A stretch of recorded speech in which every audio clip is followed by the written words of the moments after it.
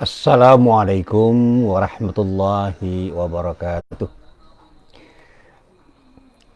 Alhamdulillahilladzi khalaqal mauta wal hayata liyabluwakum ayyukum ahsanu amala. Ashhadu an la ilaha illallah wahdahu la syarikalah wa ashhadu anna Muhammadan abduhu wa rasuluh. Allahumma salli wa sallim ala nabiyyina Muhammad wa ala alihi wa sahbihi wa man wala. Amma ba'd. Para jamaah yang dirahmati Allah, alhamdulillah pada pagi hari ini Allah masih berkenan mempertemukan kita, dan kita berharap mudah-mudahan pertemuan ini benar-benar menjadi pertemuan yang mendapatkan ridho dari Allah Subhanahu wa taala. Amin. Para jamaah yang dirahmati Allah, saat ini banyak sekali orang yang mungkin tidak sadar bahwa dirinya telah terjebak dalam tindakan yang tidak baik. Apapun ragam, apapun macam, dan apapun namanya. Yang jelas substansinya adalah tindakan yang tidak baik. Dan bahkan tindakan yang tidak baik itu tidak hanya terkait dengan tindakan yang terkait dengan hubungan antar sesama manusia, tetapi mungkin juga tindakan yang tidak baik terkait dengan hubungan dirinya dengan Allah, dengan Tuhannya. Sehingga muamalah dan ibadahnya sama-sama kurang baik. Dan banyak di antara mereka yang karena tidak sadar kemudian ketika dinasihati untuk bertaubat, ya mereka tidak mau karena mereka merasa benar. Mereka merasa tidak melakukan tindakan yang salah. Dan itu yang selalu saya sampaikan.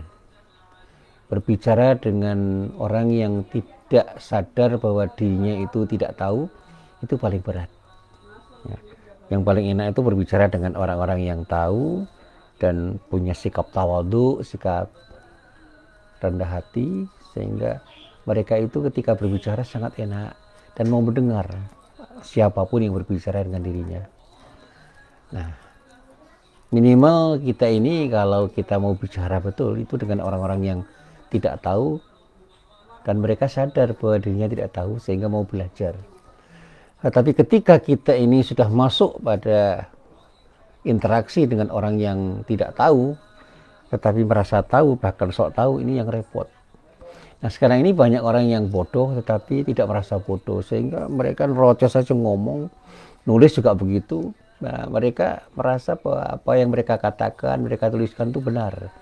Ketika diingatkan, marah. Ketika dikritik, marah. Ketika diberi saran, marah. Ketika diberi usulan, ya mereka rata-rata dengan usulan yang diberikan orang lain itu tidak mau mendengar, tidak memperhatikan, dan tidak mau mengubah apa yang sesungguhnya salah. Dan saya kira orang-orang yang seperti itu sekarang ini semakin lama semakin banyak. Bahkan mungkin saja orang-orang yang seperti itu sadar betul bahwa dia berbuat salah, mungkin saja. Dan dia sudah menikmati kesalahan demi kesalahan karena ada sesuatu yang dicari. Yang tentu saja bukan ridha Allah, tetapi sesuatu yang bersifat duniawi. Nah, para jamaah yang dirahmati Allah, saya pernah membaca sebuah tulisan yang dikutip dari nasihat seorang ulama besar yang namanya Hasan Al-Basri, yang beliau mengatakan, bertobatlah sebelum terlambat. Kalimat ini luar biasa, karena kalau sudah terlambat ya tidak ada gunanya, atau bahkan ketika sudah dipanggil oleh Allah ya sudah selesai. Dan kita tidak tahu kapan kita akan dipanggil oleh Allah. Dan jangan pernah kita itu merasa aman ketika kita masih muda. Karena soal kematian itu bukan soal tua muda, tetapi soal ajal. Ketentuan yang sudah pasti datang dari Allah, dan Allah tidak pernah memberitahu kapan kita akan dipanggil kembali Allah dengan kematian itu. Nah, para sahabat Rasulullah juga sering mengingatkan seperti itu, dan saya baca di dalam tulisan-tulisan yang terkait dengan persoalan taubat, memang rata-rata para ulama mengingatkan, ayo segeralah bertobat sebelum terlambat. Sekarang juga. Nah, para ulama yang betul-betul berbicara tentang persoalan taubat juga sangat menyarankan bagaimana taubat itu betul-betul dilakukan sesegera mungkin. Nah, para jamaah yang dirahmati Allah, saya pernah membaca sebuah tulisan yang menyatakan bahwa pernah suatu saat itu ada seorang pemuda yang memang ahli maksiat, artinya sudah berkelimang dengan kemaksiatan. Dia adalah peminum khamr, yang sekarang dinamakan miras atau yang sejenis, atau pengonsumsi narkoba atau apa saja, tapi tidak dijelaskan apa yang diminum. Yang jelas dia itu pemabuk. Orang itu bernama Utbah Al-Ghulam.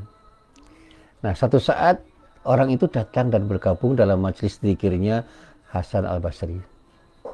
Nah, singkat cerita, di saat Utbah bin Ghulam itu masuk ke majelis zikirnya Hasan Al-Basri, Utbah itu mendengar sebuah ayat yang sedang dibaca oleh Hasan Al-Basri.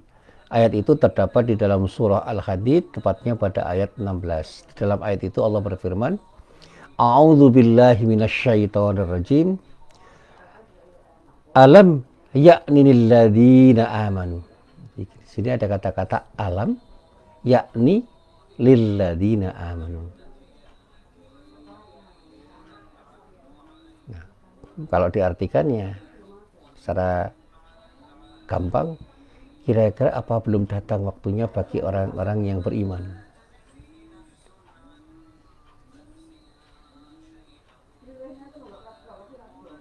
Apa yang dikatakan Allah di sini? Antahsya'a qulubuhum li dzikrillah. Untuk tunduk hati mereka dengan mengingat Allah.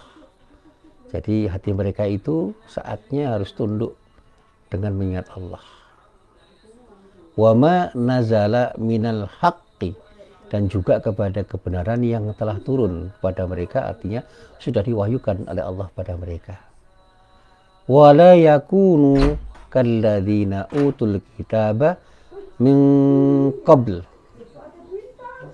dan janganlah mereka seperti orang-orang yang sebelumnya. Ya, sebelumnya yang sudah mendapatkan wahyu dari Allah, yang telah mendapatkan Alkitab kepadanya, dikatakan fatala alaihimul amadu faqasat qulubuhum. Kemudian berlalulah masa yang panjang atas mereka, lalu hati mereka menjadi keras. Wa katsirum minhum fasiqun, dan kebanyakan di antara mereka itu adalah orang-orang yang fasik. Nah, orang fasik itu seperti yang dulu pernah saya jelaskan, adalah orang yang sengaja keluar dari aturan-aturan agama, aturan Islam, sengaja berbuat maksiat padahal dia sadar bahwa itu adalah perbuatan maksiat. Nah, selanjutnya setelah Hasan Al-Basri itu menjelaskan kandungan ayat tersebut secara mendalam di dalam kajian yang diberikan kepada para jamaahnya, nah, para jamaah pun menangis terseduh-seduh. Nah, tiba-tiba ada seorang pemuda berdiri dan menghampiri beliau dan kemudian bertanya. Pertanyaannya seperti ini: apakah Allah Subhanahu wa Ta'ala masih mau menerima orang fasik lagi durhaka seperti aku ini apabila mau bertaubat? Nah, atas pertanyaan itu Hasan Al-Basri pun menjawab, ya, Allah akan menerima taubatmu meskipun kefasikanmu dan kedurhakaanmu seperti Utbah Al-Ghulam. Nah, saat itu ketika Utbah Al-Ghulam mendengar jawaban Al-Basri itu, wajahnya berubah menjadi pucat pasti. Seluruh tubuhnya gemetar, bahkan lalu menjerit, kemudian pingsan. Nah, singkat cerita, setelah sadar, ia pun mendekat kepada Hasan Al-Basri. Nah, pemuda itu lalu membaca syair. Wahai pemuda yang durhaka kepada Tuhan yang menguasai arsy, apakah engkau tahu apa yang menjadi balasan bagi orang-orang yang durhaka? Neraka sa'ir adalah balasan bagi orang-orang yang durhaka. Di dalamnya mereka akan hancur kehancuran yang dahsyat itu akan terjadi pada hari dipegangnya ubun-ubun mereka. Jika engkau sabar, artinya kuat merasakan siksaan neraka, maka teruskanlah kedurhakanmu. Namun jika tidak, hentikanlah perbuatan durhaka itu. Kesalahan-kesalahan yang telah engkau perbuat itu karena engkau menghinakan dirimu. Karena itu usahakanlah sekuat tenaga untuk menghindari kesalahan-kesalahan. Nah, di cerita itu juga dikatakan setelah membaca syair itu, pemuda itu menyaksikan. Betul-betul menyaksikan, dan Hasan al-Basri juga menyaksikan. Ia kembali menjerit dan pingsan. Artinya Utbah itu pingsan setelah menjerit.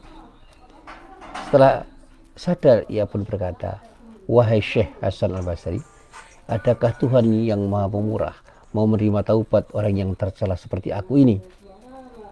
Nah, beliau pun menjawab, "Tidak ada yang menerima taubat seorang hamba yang angkuh kecuali Tuhan yang Maha Pemaaf." Nah, diceritakan memang di dalam kisah bahwa Hasan al-Basri itu orang yang sangat responsif. Dan ketika dia itu membaca syair, kemudian dia menjerit dan pingsan, begitu sadar, dia bertanya lagi kepada Syekh Hasan al-Basri dengan pertanyaan yang luar biasa, dan Hasan al-Basri menjawab, Allah yang pemaaf itu akan memaafkan orang yang pernah bersalah, artinya menerima taubat hamba yang mau bertaubat. Meskipun hamba itu dulunya adalah orang yang angkuh atau sombong.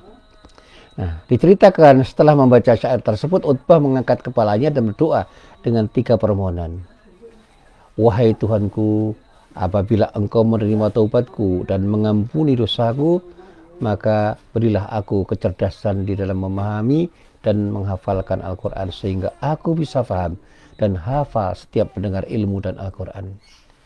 Wahai Tuhanku, berilah aku suara yang indah dan merdu sehingga setiap orang yang mendengar bacaan Al-Quranku bertambah lembut hatinya meskipun sebelum itu hatinya sangat keras. Wahai Tuhanku, berilah aku rezeki yang halal lagi baik, halalan thayyibah, dan rezeki dari anak arah dari manapun yang tidak aku sangka-sangka." Jadi ini syair yang kemudian dilanjutkan dengan doa. Jadi Utbah kemudian mengangkat kepalanya dan berdoa dengan 3 permohonan. Permohonan yang pertama, "Wahai Tuhanku, apabila engkau menerima taubatku dan mengampuni dosa-dosaku, maka berikanlah kepadaku kecerdasan di dalam menghadapi semua persoalan, termasuk di dalam memahami dan menghafalkan Quran." Nah, itu yang pertama, beliau memohon, ya, Utbah itu memohon untuk bisa memahami dan menghafalkan Al-Quran, sehingga dirinya betul-betul bisa paham dan hafal setiap mendengar ilmu dan Al-Quran yang dibacakan. Yang kedua, permohonannya adalah Allah dimohon untuk memberikan suara yang indah, yang merdu, sehingga setiap orang yang mendengar bacaan Quran si Utbah akan pertama lembut hatinya meskipun sebelum itu hatinya sangat keras. Dan yang ketiga, Utbah bermohon untuk mendapatkan rezeki yang halal dan thayyib, halal yang baik, halal dan baik, dan rezeki dari arah manapun yang tidak disangka-sangka. Nah, singkat cerita, tidak lama setelah itu Allah mengabulkan doa Utbah, taubatnya diterima, pemahaman dan hafalannya terhadap Al-Quran semakin bertambah. Setiap membaca Al-Quran, orang yang mendengarnya bertaubat, kembali kepada Allah. Setiap hari di rumahnya ada semangkuk kuli dan buah potong roti tanpa diketahui siapa yang memberikannya. Nah, ternyata kisah tersebut menginspirasi banyak orang untuk selalu menyadarkan diri mereka dan betul-betul mau kembali bertaubat kepada jalan kebenaran, bertaubat kepada Allah dengan meninggalkan semua bentuk kemaksiatan dan perbuatan dosa, baik dosa besar maupun dosa kecil.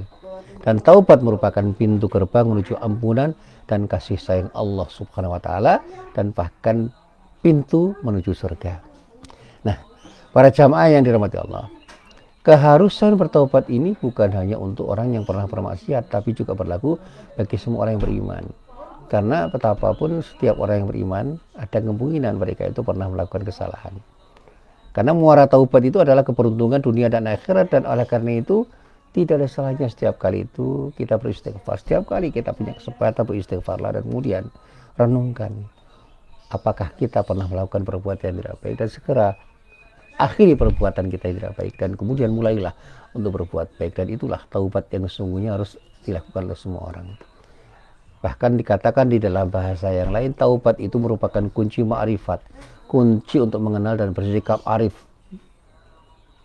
kepada Allah Subhanahu wa taala. Sehingga dengan ma'rifat ini hamba Allah dapat menjadi lebih mencintai dan mendekatkan dirinya kepada Allah. Oleh karena itu, pada pengajian pagi hari ini saya mengajak kepada diri saya pribadi dan kepada para jamaah, marilah kita mulai menyadari apa yang pernah kita lakukan, dan mungkin saja kita ini banyak melakukan kesalahan. Segeralah, jangan menunda-nunda, percepat diri untuk segera bertaubat sebelum terlambat, karena Allah itu maha penerima taubat, dan karena kita tidak pernah tahu kapan ajal kita, kapan kematian itu akan menjumpai diri kita. Wallahu a'lam. Mungkin hari ini kita akan mati, atau mungkin besok pagi, atau mungkin besok lusa, atau mungkin beberapa tahun lagi, kita tidak pernah tahu. Nah, sebelum kita terlambat, marilah kita segera bertaubat, akhiri semua bentuk kedurhakaan, akhiri bentuk kemaksiatan, akhiri perbuatan yang tidak baik yang pernah kita lakukan, dan mulailah kita berupaya untuk selalu berbuat baik dalam rangka untuk mencari ridha Allah Subhanahu wa taala. Inilah apa yang bisa saya sampaikan, mudah-mudahan bermanfaat. Billahi taufiq wal hidayah. Wassalamualaikum warahmatullahi wabarakatuh.